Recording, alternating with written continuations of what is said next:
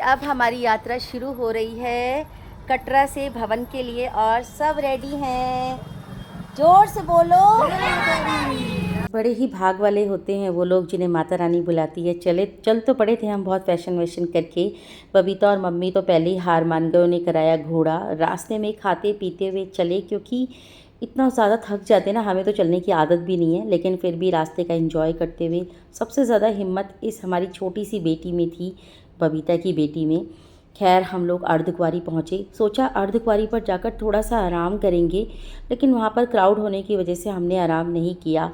हमने सोचा चलो यार सब लोग अर्धकुंवारी से घोड़े ले लेते हैं, लेकिन घोड़ा मिला सिर्फ मेरा और किसी का भी नहीं। मुझे बहुत दुख हुआ। खैर मैं पहुँच गई भवन पर। वहाँ मम्मी और बबीता पहले से वेट कर रहे थे। कुछ खाना वाना खाया, लेकिन चिंता हो रही थी बच्चों की कि वो कैसे आ रहे हैं। फिर रतीश जी ने मुझे एक वीडियो भेजी जिसमें ये लोग प्रैम पर आ रहे हैं। कुछ देखकर थोड़ी सी शांति मिली कि चलो एटलीस्ट इनको भी कुछ मिला और इस बच्ची को कुछ मिला। लेकिन दुख की बात ये थी कि ये प्रैम सिर्फ सांझी छत तक थे। सांझी छत के बाद ये लोग पैदल पैदल आए। आते ही इन्होंने खाना खाया। लेकिन अब सबसे बड़ा टास्क ये था कि मैंने इन्हें समझाया। मैंने कहा बेटा जल्दी से दर्शन कर लेते हैं। रतीश एक बहुत अच्छे विश्राम गृह में लेकर गए, जहाँ हम लोगों ने आराम से अपने अपने कपड़े चेंज किए, नहाए वाए और अच्छे से माता रानी की लाइन में लग गए दर्शन में। देख रहे हैं आप कितनी लंबी लाइन है। लेकिन अगर हम 5 बजे के बाद दर्शन करते तो ये लाइन हमें और भी लंबी मिलने वाली थी। माता रानी ने हमारी बहुत ज़्यादा हेल्प करी। बच्चे बहुत टायर्ड थे, हालांकि बच्चों के लिए बहुत ज़्यादा ये हो गया था, लेकिन फिर भी चलो बहुत अच्छे दर्शन हुए हमें। उसके बाद हमने तो सबको घोड़ा कराना ही था। अब तो भाई कोई पैदल जाने के लिए तैयार ही नहीं था। और मम्मी जी को कराई पालकी। मम्मी जी बहुत खुश थी क्योंकि हम मम्मी जी के लिए ही गए थे। उनकी बहुत इच्छा थी कि माता वैष्णो के दर्शन मुझे कराओ, और मेरी इच्छा थी कि सारा परिवार ही मिलकर जाए। मैं और रतीश जी उतरे पैदल पैदल।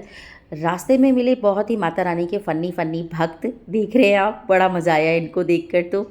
अलग ही रौनक लगा रखी थी इन्होंने। फिर मैं और रतीश जी आए घोड़े पर से उतरकर, और रात को थी हमारी ट्रेन। हमने किया होटल में आराम। और ये थे हमारे बहुत अच्छे ड्राइवर, बहुत ही बढ़िया ड्राइवर। इन्होंने हमें बहुत इन्जॉय किया कराया, और तो और हमारी रील्स भी बनाई। भाई ऐसे ड्राइवर मिलने बहुत ज़्यादा मुश्किल हैं, सब कृपा ही होती है भगवान की। उसके बाद हम लोग पहुँचे हमारी ट्रेन के पास। फिर हमने स्टेशन पर ही खाना खाया और बनाया वहीं पर फादर्स डे। ट्रेन का टाइमिंग था रात को 10:30। देखिए सब एकदम चित पड़े हैं। ट्रेन में जाते ही सब सो गए। हमारी ट्रेन ने हमें सुबह उतारा 9 बजे। सबसे पहले हमने सबको ड्रॉप किया, मम्मी बबीता सबको घर में मेरठ, और फिर हम आए क्रॉसिंग रिपब्लिक। बहुत बहुत भगवान का शुक्रिया कि हम सकुशल घर आ गए।